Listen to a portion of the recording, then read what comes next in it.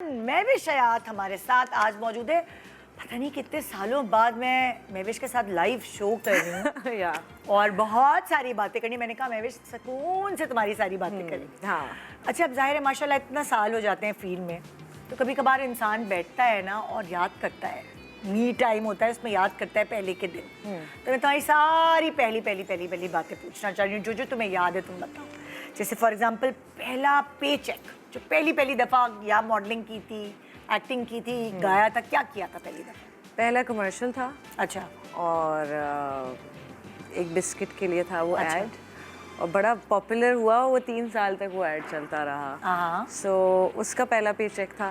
कितना था याद है? ये नहीं याद, बट जो भी था वो मैंने अम्मी को I give it to my अम्मी। कुछ तो होगा, हज़ारों में था, लाखों में था, ज़ाहिर है। नहीं, हज़ारों में था, लेकिन कमर्शियल्स में तो अच्छे पैसे मिलते हैं ना। या। जैसे मुझे याद है 420 रुपए था मेरा पे चेक। बट बिल्कुल नए टैलेंट को इतने पैसे शुरू में नहीं मिलते टीवीसी में, तो इतने नहीं थे, but was a decent amount. I was happy. हाँ, मुझे बड़ी खुशी हुई थी। वो जितने भी थे बहुत अच्छे थे उस वक्त के लिए।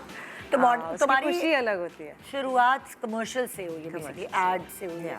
और उसके लिए जैसे तुमने होता ना, जब सोचा कि मुझे इस फील्ड में आना है, तो तुमने क्या किया था? जाके ऑडिशन तुम कहाँ गई थी? सिट्रस के पास? अम्मी एक्टिंग करती थी, सो मैं तो टीवी स्टेशन जाना बचपन में, स्कूल से ड्रॉप हो जाती थी अक्सर। अम्मी की शूट हो रही होती थी तो वहीं ड्रॉप हो जाती थी, and I used to spend a lot of time on the set. तो मुझे बड़ा अच्छा लगता था, जैसे क्रिएटिव सेट लगे हुए हैं, लोग एक्टिंग कर रहे हैं, अलग अलग ड्रामों की शूट्स हो रही हैं, और बहुत अच्छा एक क्रिएटिव माहौल था, तो मुझे बड़ा इंस्पिरेशन फील होती थी।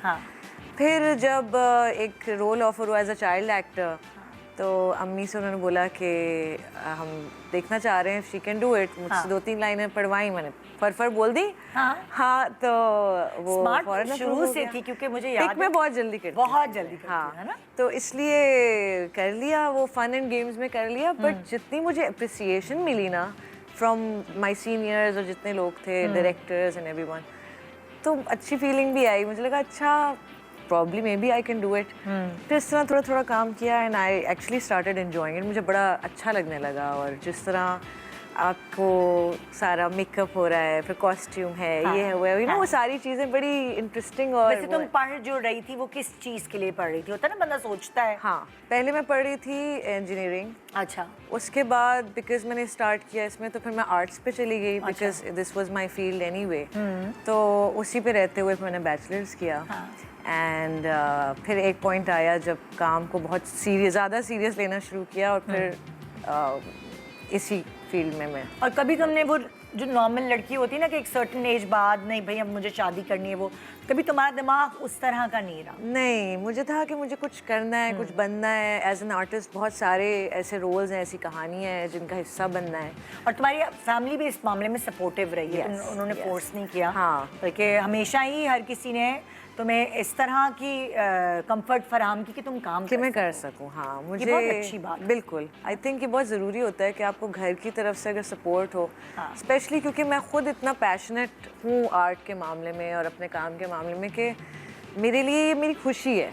जब मैंने नोटिस किया है कि जब भी मैं काम कर रही हूँ तो Nida, I am the happiest. मुझे बहुत खुशी मिलती है। और इंसान ये ब्लेस्ड है कि जो आप काम कर रहे हैं, जिससे आप पैसे कमा रहे हैं, वो चीज़ आपको पसंद हो और आपको इंजॉयमेंट लगे। बिल्कुल। और स्पेशली मज़े की बात यह है कि बीइंग एन एक्टर, कभी मैं डॉक्टर हूँ, कभी मैं इंजीनियर हूँ, कभी मैं डिफरेंट रोल्स प्ले कर सकती हूँ, नो, बहुत सारी जिंदगियाँ जी सकती हूँ उसके। अच्छा देखो, कभी कभार ऐसा होता है कि आप प्रोफेशनल धोखा खाते हैं।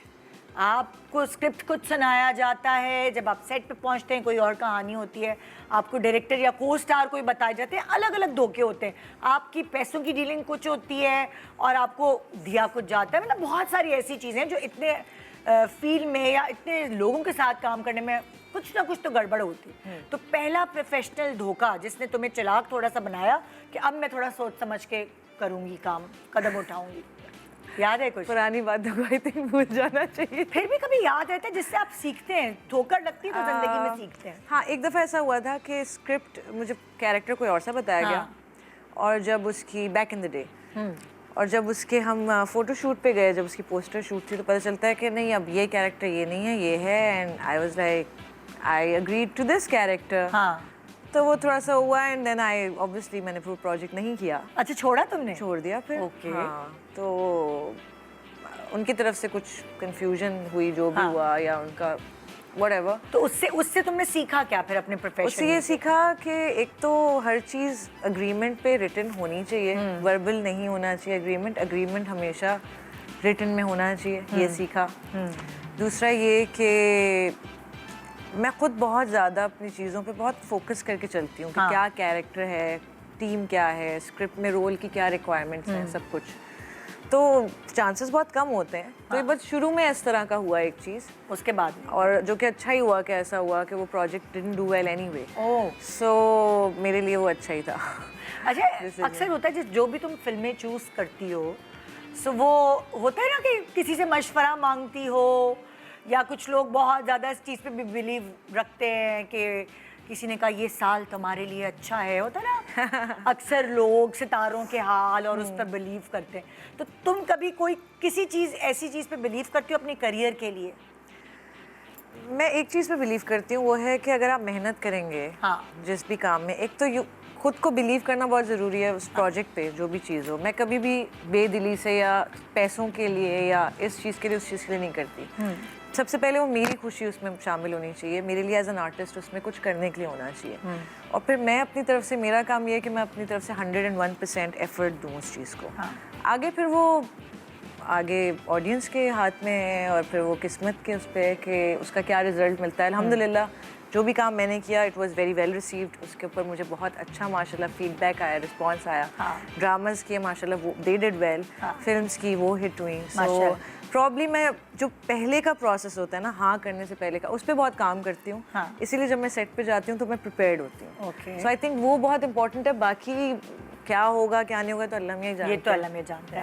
अच्छा, होता है ना कि जैसे हर बच्ची, हर लड़की जब किचन में एंटर होती है, कोई ना कोई चीज़ डिश बनाती है अपने घर वालों को इम्प्रेस करने के लिए। तो पहली चीज़ किचन में जब महविश ने कदम रखा तो पहली चीज़ क्या थी? पहली चीज़ बनाई थी मिक्स सब्जी। अच्छा।